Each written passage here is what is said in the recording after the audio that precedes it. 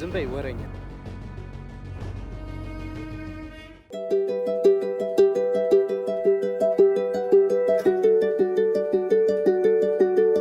ስሜ ትእዛዙ ፍቃዱ ይባላል።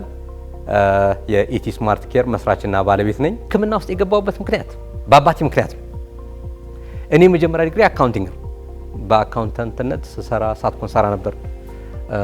በተለይ ሳይቶቹን አሶሳ አካባቢ ያሉትን ሳይቶች እኔ ነበር ዛ ፋይናንሻል ሰራተኛ ሆኜ ሰራለት የነበረው።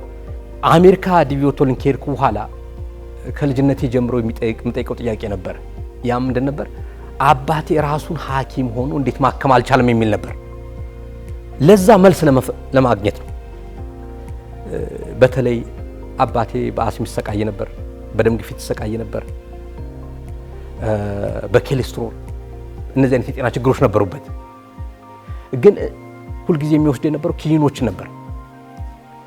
ያ በመሆኑ በተለይ አስሙ ሲነሳ ማታ ማታ መተንፈስ ሲያቅተው በጣም እንትን ነበር፣ አዝን ነበር ምንም ማድረግ አለመቻሌ። አሜሪካን ሀገር ከሄድኩ በኋላ የመጀመሪያ ያጠናኋቸው ካርዲዮ ፕልሞናሪ ሜታቦሊክ ሄልዝ ላይ ነው። ካርዲዮ ማለት ከልብ ጋር የተገናኘ ልብና የደም ቧንቧ ጋር ነው።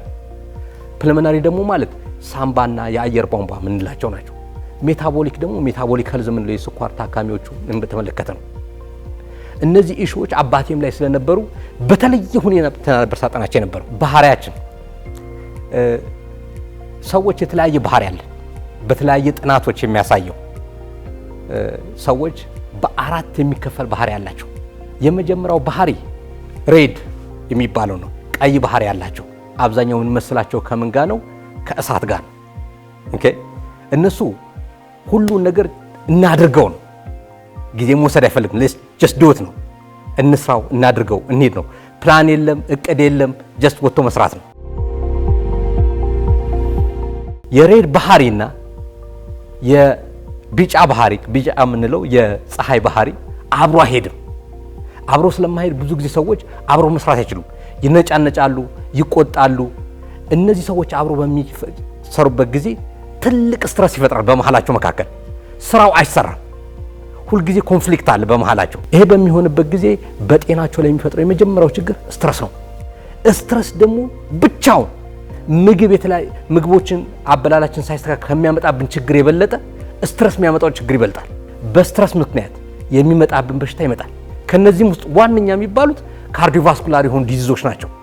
ከልብ ጋር የተያያዘ በሽታዎች፣ የደም ግፊቱ፣ የኮሌስትሮሉ ችግር ይመጣል። ስኳሩም ራሱ ዋናው ድራይቭ ኢንጂኑ ስትረስ ነው ከምግቡ በበለጠ። ታዲያ ይህን ስትረስ ማኔጅ ለማድረግ ካስፈለገ ይህን ሬድ ፐርሰናሊቲ ያለውን ቀይ ፐርሰናሊቲ ያለውን ሰው ወይም ባህሪ ያለውን ሰው መስራት ያለበት ከብሉ ፐርሰናሊቲ ጋር ነው። ብሉ ፐርሰናሊቲ የምንለው ውሃ ማለት ነው። የውሃ ባህሪ ማለት ነው። ቀዝቀዝ ያሉ ናቸው። ሁልጊዜ የሚያስቡት ስለ ሰውየው ነው። ያንተ ደስታ ያስደስታችኋል፣ ያንተ ሀዘን ያስከፋችኋል። ጠረጴዛ ላይ ሰው ተሰብስቦ ሲበላ አብሮ ሲጫወት ቻት ሲያደርግ ደስ ይላችኋል። እነዚህ ብሎዎችን ከሬድ ጋር አብሮ ቢሰሩ አብሮ ብታቀናጃቸው ስትረስ ሁልጊዜ ይቀንሳል። ቆይ አንተ ማን ይንገርህ? ቆይ ተተለየ ነገር ለአንተ ምን ይደረግልህ? ንገረኝ እስቲ። ግሪን ደግሞ ምንድነው? ማን አትክልት ማለት ነው። ቢጫ ያላችሁ ፀሐይ ማለት ነው ብለናል። አሁን ግሪን ደግሞ ማን ነው? አትክልት ነው። እነዚህ ግሪን ፐርሰናሊቲ ያላቸው ሰዎች አብዛኞቹ ኢንጂነር የሆኑ ሰዎች ናቸው። በጣም ነገሮችን ሰንጥቀው የሚያዩ፣ አናላይዝ የሚያደርጉ፣ ብሬክዳውን የሚያደርጉ። ስለዚህ በየአንዳንዱ ባህሪያት መካከል በተለያየ ስም ቢጠራ ፐርሰናሊቲ ስታይል ይባላል። ግን እነዚህ ምንድናቸው? ባህሪያቶች ናቸው። አንድ ሰው ባህሪው ላይ ችግር ካለበት ስራ ቦታ ሆነ ከጓደኞቹ ጋር ሆነ ከቤተሰብ ጋር ሆነ መጀመሪያ መጠየቅ ያለበት የትኛው ባህሪ ነው ያለው ያ ሰው። እያንዳንዱ ኮንፍሊክትና ስትረስ ከምን ጋር የተያዘ ነው? ከነዚህ ፐርሰናሊቲዎች ጋር የተያዘ ነው። እኔ በኖርኩበት በቆየሁበት አሜሪካን ሀገር አንድ ሰው ስራ ሲቀጠል ከሚጠየቀው ጥያቄዎች አንዱ የባህሪ ጥያቄዎች ናቸው ኢንተርቪው የሚደረገው። ምክንያቱም ስራ ቦታ ላይ ችግር እንዳይፈጠር ስለሚፈልግ፣ ጤናው ላይ ችግር እንዳይፈጠርበት ስለሚፈልግ ምን ይደረጋል? ያን ሰው የፐርሰናሊቲ ኩዌሽኖች አሉ። እነዛን ጥያቄዎች ከመለሰ በኋላ ከሱ ጋር የሚቀናጀውን ባህሪ ይፈልጉለትና አብሮ እንዲሰሩ ያደርጓቸዋል። አብሮ መስራት ሲጀምሩ ሁልጊዜ በስራ ቦታ ጤናማ የሆነ ግንኙነት ይሆናል። ጤናማ የሆነ ወርክ ኢንቫይሮንመንት ይኖራል። ጤናማ የሆኑ ሰዎችም ይሆናሉ። ስለዚህ ባህሪያችን ራሱ መጠናት ያለበት ነገር ነው። የሁላችንም ባህሪ መለያየቱ መጥፎ ነገር ሆኖ አይደለም። የራሱ የሆነ አድቫንቴጅ አለው፣ ጥቅም አለው። በስራ ላይ ብቻ ሳይሆን በጤናቸው ላይ እጅግ የሚገርም ለውጥ መምጣት ይችላል። በሃርቫርድ ዩኒቨርሲቲ ውስጥ ለረጅም ዓመት ኦልሞስት ለ86 ዓመት ጥናት የተደረገበት አለ። ሎንግጄቪቲ እና ሄልዚ የሚባል ሰዎች እድሜያቸው እንዴት ነው አንዳንድ ሰዎች ረጅም እድሜ የሚኖሩት ጤነኛ ሆኖ የሚኖሩት የሚባል ጥናት ተካሂዶ ነበር። በዛ ጥናት ውስጥ ስለ ሰዎች ኮሌስትሮል፣ ስለ ሰዎች ጭንቀት፣ ስለ ሰዎች ንዴት ሁሉ ነገር ጥናት አጥንተው እድሜያቸውን ያሳጠሩ የጤና ችግር የፈጠረባቸው የቱ ነው ተብሎ ነበር። ከዛ ውስጥ አንደኛና ዋነኛ ሆኖ የወጣው ሪሌሽንሺፕ ነው። ሰዎች ከራሳቸው ጋር ያላቸው ሪሌሽንሺፕ አለ። ሰዎች ከሌሎች ሰዎች ጋር ያላቸው ሪሌሽንሺፕ አለ። ሰዎች ከፈጣሪያቸው ጋር ያለው ሪሌሽንሺፕ አለ። ሰዎች ደግሞ ከማን ጋር ከኢንቫይሮንመንቱ ጋር ያላቸው ሪሌሽንሺፕ አለ። የበሽታዎች ሁሉ በድፍረት የምናገረው የሚገናኘው ከሪሌሽንሺፕ ጋር ነው። ጥሩ ሪሌሽንሺፕ ካለ በዛ ሪሌሽንሺፕ ውስጥ ጥሩ ሃርመኒ ካለ፣ አንድነት ካለ፣ ባላንስ ካለ የጤና ችግር አይኖርም። ታዲያ ሪሌሽንሺፕ መሆን ያለበት ከልብ ነው። ልብ ስንል የራሱ ሀይት አለው፣ ቁመት አለው፣ ጥልቀት አለው፣ ስፋት አለው። የሪሌሽንሺፕም የዛን ያህል ነው። ከልብ የሆነ ሪሌሽንሺፕ ከሆነ ሁልጊዜ ጤና ላይ ችግር አይኖርም። ሰዎች የሚነጫነጩት፣ የሚቆጡት፣ ብዙ ነገሮች የሚያደርጉት በጤናቸው ላይ ችግር የሚፈጠረው የመጀመሪያው ኢንዲኬሽኑ የሚያመለክተው ከምን ጋር የተያዘ ነው? ከሪሌሽንሺፕ ጋር የተያዘ ነው።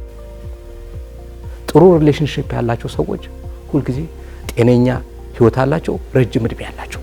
ታዲያ በሽታ የምንለው የምን ውጤት ነው? የእነዚህ ሪሌሽንሺፕ ብሬክ ማድረግ ነው። በህክምና ውስጥ በምሰራበት ሰዓት በተለይ የተወሰነ ጊዜ ኮሎምበስ ሪሃብ ሰብ አኪዩት ኬር ሴንተር የሚባል አለ። እዛ ውስጥ ሰራ ነበር እና አብዛኛውን እዛ ሪሃብ ሴንተር ውስጥ ያሉት ሰዎች በጣም ባለጸጎች ናቸው። ረጅም ዓመት የቆዩ ናቸው። 90 ዓመት፣ 80 ዓመት፣ 100 ዓመት ሙሉ የሞላቸዋል። እና አብዛኛውን ጊዜ ሞታቸው ሰዓት ስትደርስ ያቺ ሰዓት ስትቀርብ እጠራለሁ። አብዛኛውን ሜካኒካል ቬንቲሌሽኖችን ሌሎች ነገሮች ማኔጅ ማድረግ ሆነ ስለሆንኩኝ ቁጭ ብዬ የምሰማቸው አንድ ነገር ብቻ ነው። ፒኤችዲን አንጣልኝ አይሉም፣ ዲግሪን አንጣልኝ አይሉም፣ የሰራሁትን ብሬን፣ ሀብቴን፣ ንብረቴን አንጣልኝ አይሉም። ሁል ጊዜ የሚፈልጉት ቤተሰባቸውን ነው። ሁል ጊዜ በመጨረሻው ሰዓት የሚያስቡት ሪሌሽንሺፓቸውን ነው። ይህ ግን ያ ሰዓት ኦልሬዲ ረፍዷል። ሪሌሽንሺፕ በጤና ላይ ያለው አስተዋጽኦ እጅግ በጣም በጣም ትልቅ ነው። የራሴም ጓደኞች አሉ፣ የራሴም ተሞክሮ አለ። ጠዋት ተነስቼ ቡና ባዶ ሆዴ የምጠጣበት ጊዜ አለ። ለቁርስ ለመብላት ወይ ስራ ስጣደፍ ሳልጸልይ የምወጣበት ጊዜ አለ። ውሃ ሳጠጣበት ጊዜ የምወጣበት ጊዜ አለ። ይሄ መጥፎ ልምድ ነው። አንድ ሰው ጤነኛ ህይወት እንዲኖር ካስፈለገው የመጀመሪያ ጠዋት እንደተነሳ መጀመሪያ እግሩ መሬት ከመንካቱ በፊት አልጋው ላይ ቁጭ ብሎ ግራቲቲዩድ ማቅረብ አለበት፣ ተመስገን ማለት አለበት። ይሄ ግራቲቲዩድ ማይንድ ሴቱን ሻርፕ ያደርጓል። የቀኑን ውሎውን ከምስጋና ስለጀመረ ከግራቲቲዩድ ስለጀመረ ከዛ በኋላ የሚያጋጥሙት ኮምፕሌን የሚያደርጉ ሰዎች ቢያጋጥሙት ብዙ ነገር ቀኑን የሚያበላሹበት ነገር ይኖር፣ ግን ቀኑ የጀመረው በግራቲቲዩድ ስለሆነ በምስጋና ስለሆነ መጨረሻውም ግራቲቲዩድ ነው የሚሆነው። ሁለተኛው ፊታችን መታጠብ ብቻ አይደለም። በተለይ ሻወር በምንወስድበት ጊዜ አብዛኛውን ጊዜ የሚመከረው ለብ ያለ ውሃ መጀመሪያ ብንታጠብ፣ ከዛ በኋላ ቀዝቃዛ ውሃ። ያም የራሱ የሚሰጠው ትልቅ ጥቅም አለ። እንግዲህ እኛ ብዙ ጊዜ እንደ ልምድ እንዲያደርጓቸው እንፈልግ። ለ21 ቀን እኛ ጋር የሚመጡ ታካሚዎች፣ የስኳር ታካሚዎችም ሆነ የልብ የሳምባ ችግር ያለባቸው ሰዎችን የምንሰጣቸው ዴሊ ሩቲን አላቸው።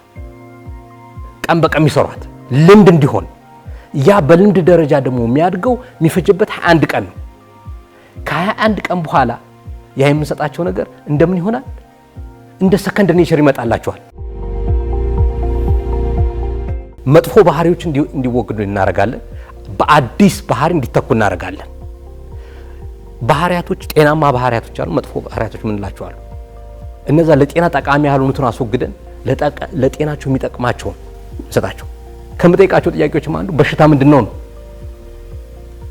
ራሱ ዴፊኒሽኑ ራሱ ቻሌንጅ ያደረገው ነው ጥያቄ ነበረኝ በሽታ ራሱ ሲባል መጨረሻ ላይ ከዛ ሁሉ ተሞክሮ ከዛ ሁሉ ስራ በኋላ ያወቅኩት ነገር በሽታ ማለት ለኔ እኔ ተረዳሁት እኔ አንደርስታንድ ያደረኩት የተፈጥሮን እና የመንፈሳዊን ህግ መጣስ ነው እኔ በመጨረሻ ለልምፈልገው ስለ በሽታ ያለን ግንዛቤ ስለ በሽታ ያለን ፐርስፔክቲቭ መቀየር አለበት በቀድሞ አካሄድ መለወጥ አንችልም ብዙ ሰዎችን ማዳን አንችልም ብዙ ሰዎችን ህይወታቸው ሪስቶር ማድረግ አንችልም ይሄ ነው መልእክት